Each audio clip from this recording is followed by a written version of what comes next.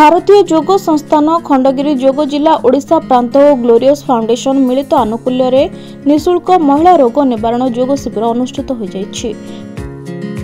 खंडगिरी योग जिला अधीन 30 योग केन्द्र मिलित सहयोग रे स्थानीय खंडगिरी पाद देश रे अति उत्साह और आनंदपूर्ण परिवेश रे पालन होइछि योग शिविर।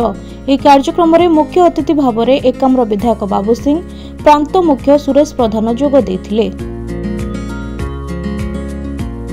ए कार्यक्रम रे योग गुरु माने विभिन्न आसन और प्राणायाम महत्व बुझाइबा सहित यार अभ्यास कराइथिले।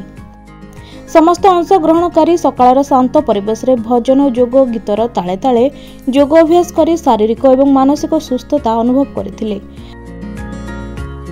भारतीय योग संस्थान समग्र विश्व को एक परिवार बोली भावे एवं प्रत्येक लोकंकु सुस्थ एवं निरोग रखिबाकु संकल्पबद्ध। योग सुस्थ जीवनर आधार संदेश सहित खंडगिरी योग जिल्लार एही सफल आयोजन करिछि। योग प्रति समाजर आग्रह और सचेतनता वृद्धि करिबो बोली योग संस्थानर कर्मकर्ता माने आशा प्रकाश करिसेंति। भुवनेश्वर मधुसूदन सेनापति चिरंजीव सेठी रिपोर्ट, खबर ओडिशा।